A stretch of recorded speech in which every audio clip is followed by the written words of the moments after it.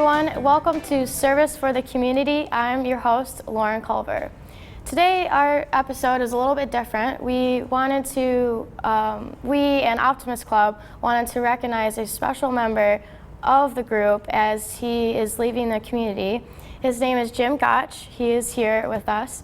So, Jim, tell us a little bit about your involvement with the Optimist Club here in Clarkston. Happy to. I joined the club about 11 years ago, and mainly because we have friends we've known for about 45 years who had moved out here several years before, and they talked up the projects that the Optimists are involved with, and it seemed like the right thing to do, and I joined. And the only thing wrong is it's a 7:30 meeting, which involves getting up at 6:30, and that's outside a retiree's scheduled day. Oh yeah. But it's only one day a week anyway. And they're involved in so many things. They do many things for kids. You'd need more than one sheet to cover all the things they do and all the money that they put into it also and managed. So I've enjoyed that for the last 11 years, and it's something I'll miss. But my dentist and my barber are still back in Clarkston, so I'll be coming back. So you'll still see people every now and then? I plan on it, yes. That's awesome. Well, Anne wanted to mention a quote, just kind of a little summary of how she and everyone else in the Optimist Club sees you as a person. She says, Jim enjoys life. Once he owns a program situation, he takes it to the next level and makes it grand. Well, that was nice of you to say. Yeah, really nice. Thank you. And kind of along with that, we were talking about you were in charge of the golf outing this year. Yes, we have a golf outing every year, and it's this is a little bit of a fundraiser. It isn't like a grand fundraiser by any means, because it just involves the members of the club. And we schedule a 9-hole scramble, so it's going to be best ball. Okay. And we always schedule that out at White Oaks Pines. No, Spring Lake. Okay.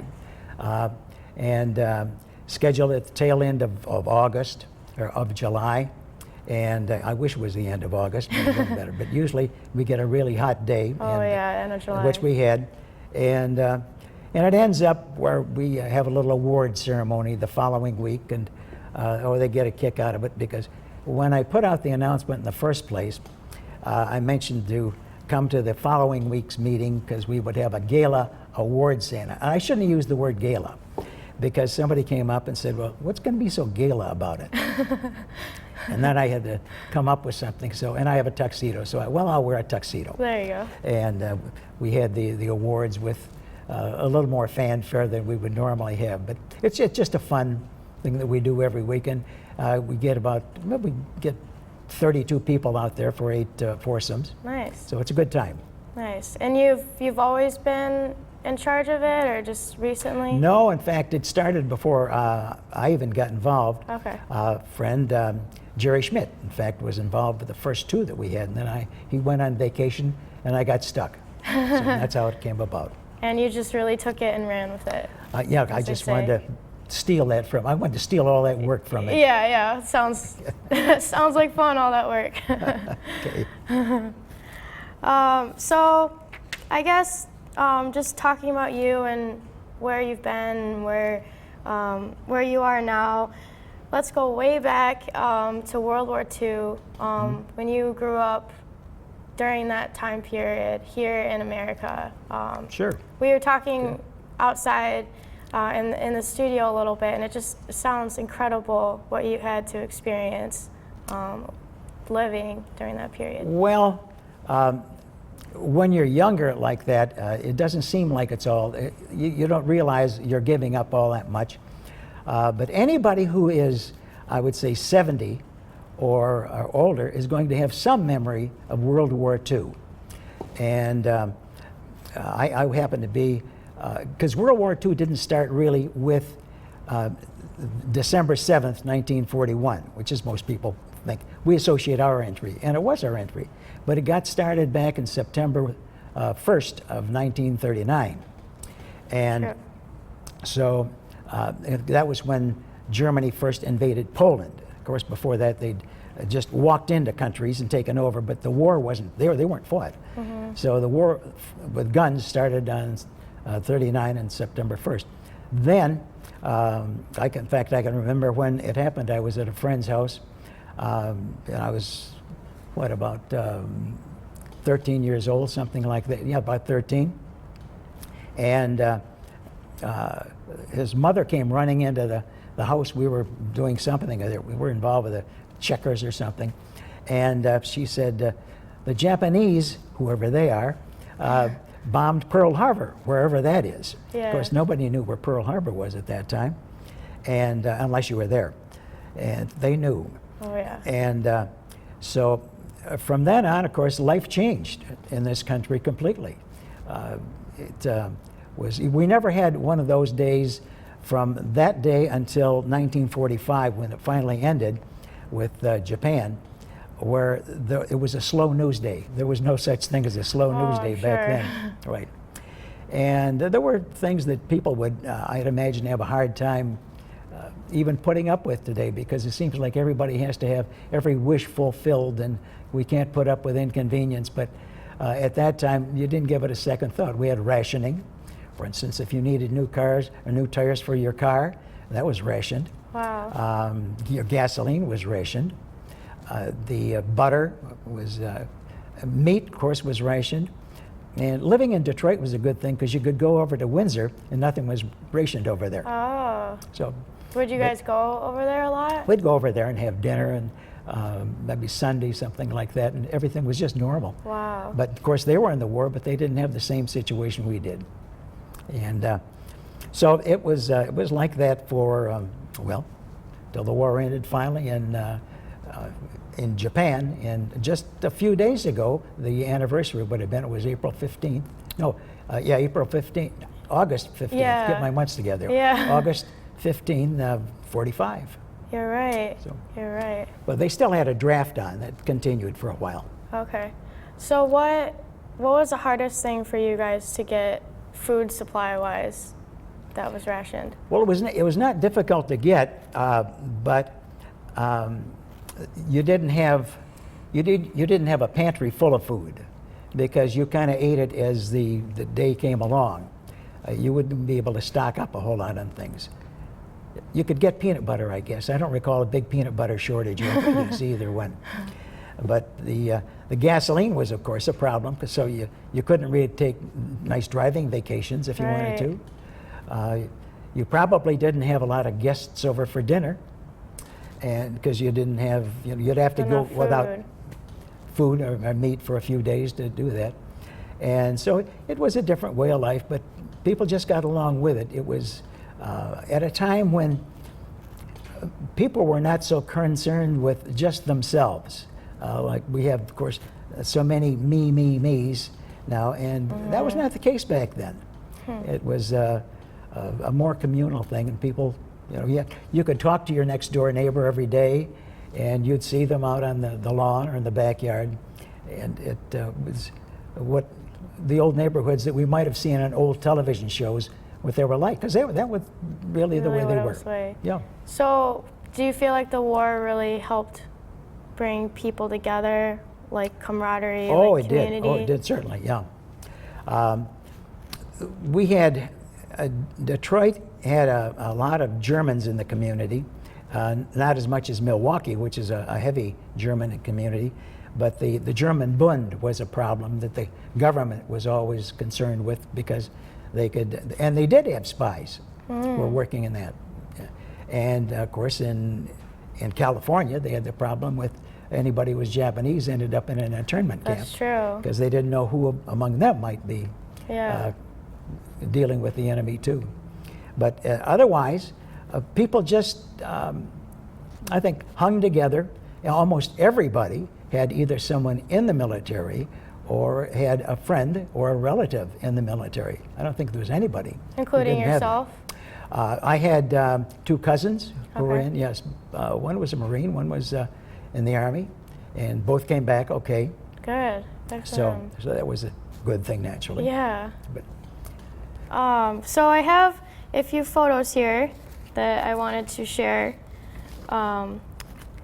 This one is your high school senior photo. Boy, I'm ever glad to show that. Yeah. Look at that hair. Nice fancy See, suit.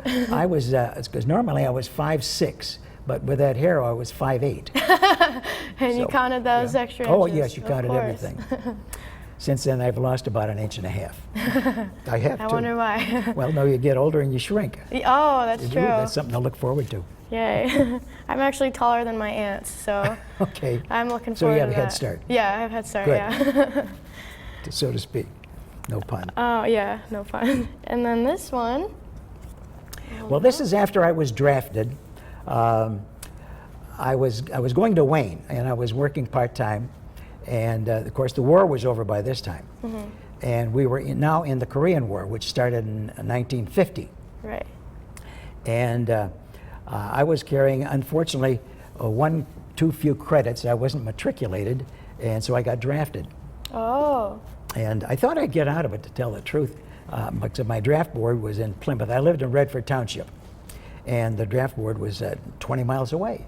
So I thought I could go out and explain to these people how important it is for me to finish school. yeah. I only had half a year left.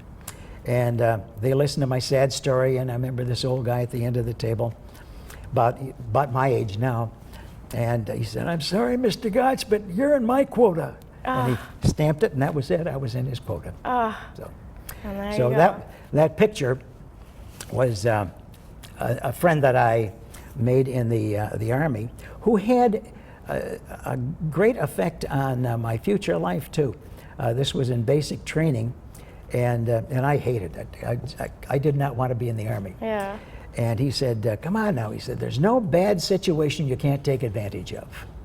I thought about that, and I thought, you know, he's probably right. There's probably some good you can find in any In bad anything. situation.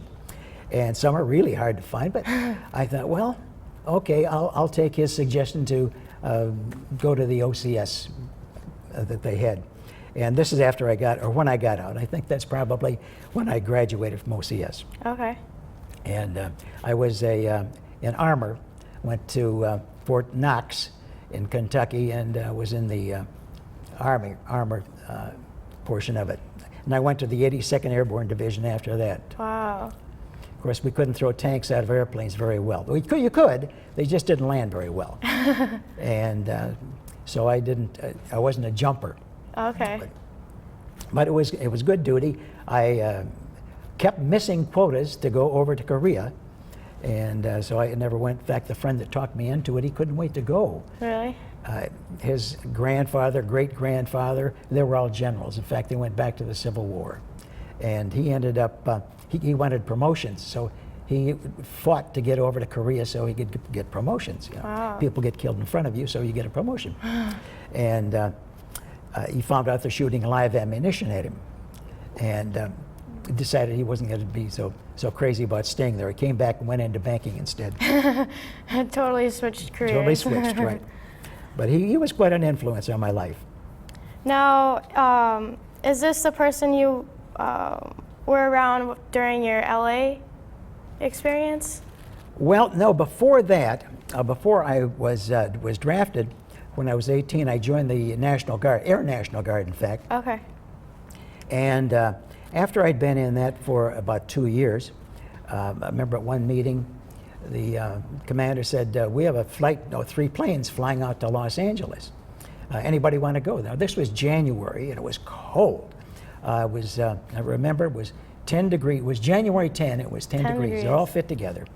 And I had a half-brother who lived in Los Angeles at the time. So my hand shot up quickly, and I said, "Yeah, I'll put go me on see that." him. So there were 3 A-26 bombers. That's a light bomber. And so we took off on January 10. I showed up with, I think I had probably 3 suitcases and paper bags. I had everything I owned. And they opened the bomb bays, and they hooked it on the bomb hooks. And they closed that, and we took off. And got to Los Angeles, of course, just that same day later on.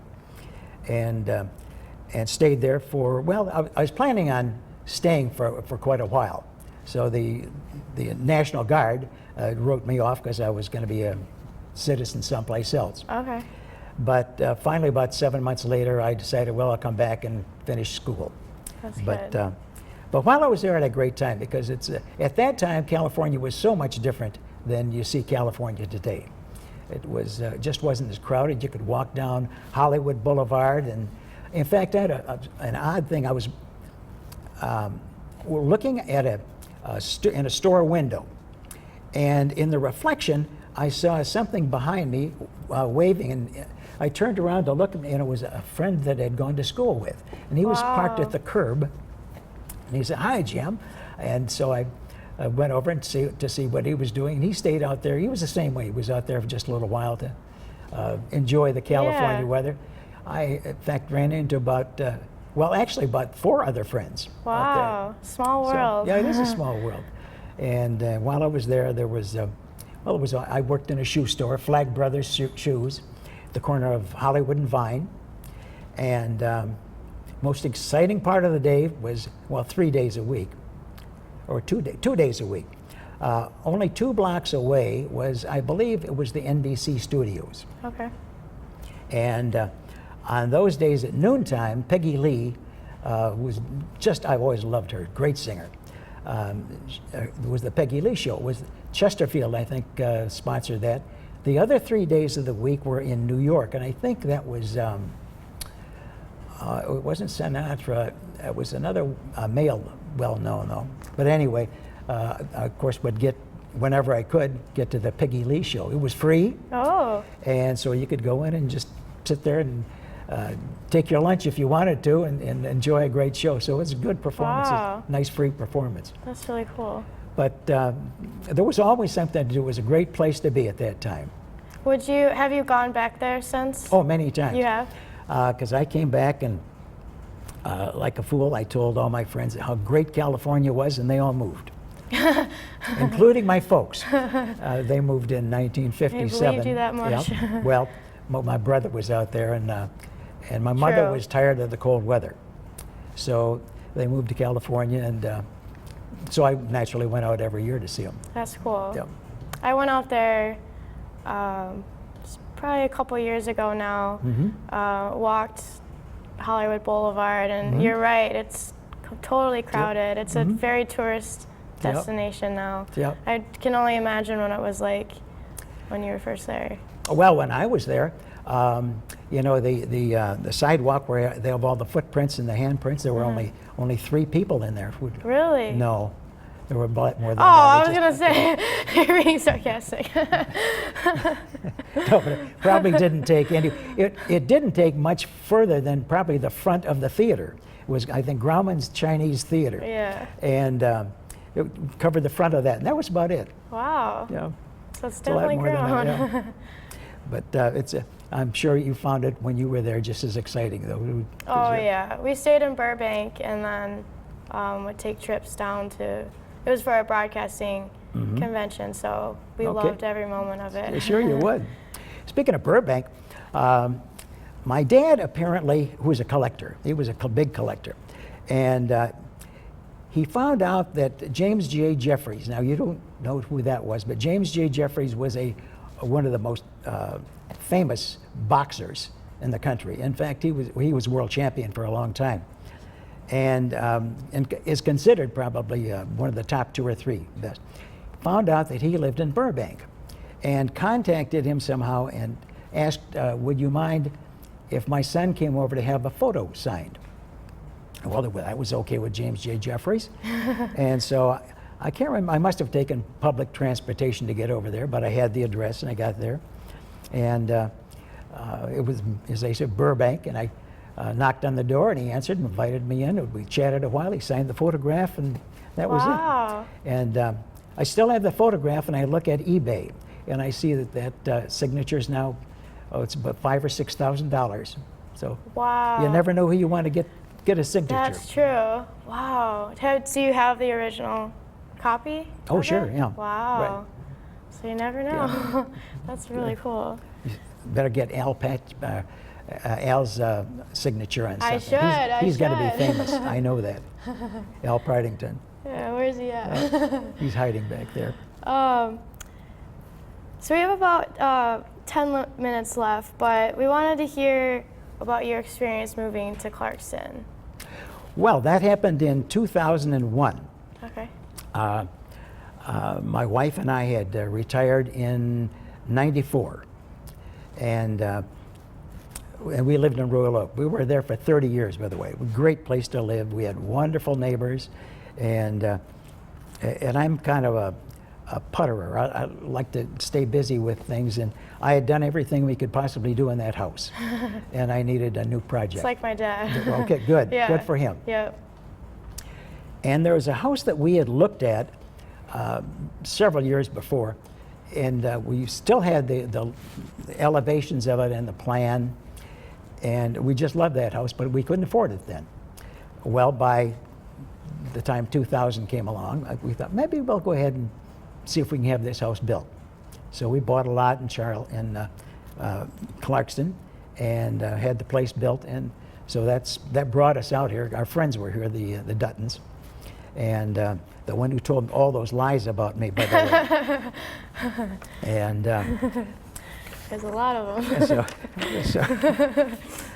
and that's what brought me into, of course, the Optimists. And Clarkston is such a friendly community in the first place. We ended up again with great neighbors. Perfect. We ended up with just a fine place to live. It's I know a lot of people here think that they're in the country, and it's not really in the country. It's not really, No, it's not in the country. No.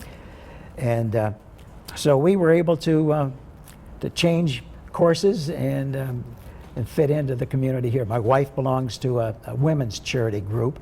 Perfect. That keeps her busy, and so the Optimist helped me with things, and I've made a lot of friends, of course, through that. Yeah, I'm sure. So I guess finally, me being 23, newly out of college, and we definitely have a young viewership with the station as well. Mm-hmm. What advice would you give to someone as young as me or anyone around this age about how to go on, live about life? You've done so many different things throughout your whole life. Well, you would be the first one who ever took my advice, first of all. I guess I would say keep an open mind. I think anybody would give you that as a bit of advice, but keep an open mind, because what you're thinking you might want to be probably won't turn out to be. I had my own business for a while. It was a sub-trade in the construction business, and I sold clothing, many different things I'd done. One thing I never thought I would do would be in the insurance business. Oh. And I ended up in it, and it turned out that was the best one to be in. Wow. Because I spent 13 years, well, actually 35 years in the insurance business. But 13 years with the last company I was with. I was a regional person for that company. And so that was kind of a surprise to end up in that business, and it was the happiest business that I was in, too. So you keep an open mind and try things that there might be something you want to do now that would be on the horizon, way out there. Well, keep it on the horizon. Maybe a sport you would like to be in, or something you might want to learn how to fly a plane. So any number of things. So keep those dreams out there on the horizon too. Cool. But just keep that open mind, and of course get educated for what it is that you want to do. That's certainly the most important part of it. Mm-hmm. We are always telling kids, you can be anything you want to be, honey. And they can't be unless they're qualified. Yeah. So they need to add that. You can be anything you want to be if you're qualified. That's true. It's a realistic statement. Certainly. That's awesome. Well, is there anything else you want to say to everyone in the Optimist Club? Well, I want to thank them for accepting me so openly, and everybody that I have, as I say, most of the friends that I've made in Clarkston are through the Optimist Club. Okay. Through the many things they do. And I just want to express to them that everything they have done for me is certainly appreciated. Awesome. Okay. That's awesome. Well, thank you very much for your time. Well, you're very welcome. Yeah, Thank you. It was really exciting learning about where you've been, and good luck on everything for the rest of your future. Well, thank you, what it Lauren. holds. Yeah. Good. And that sums it up for this edition of Service for the Community. See you next time.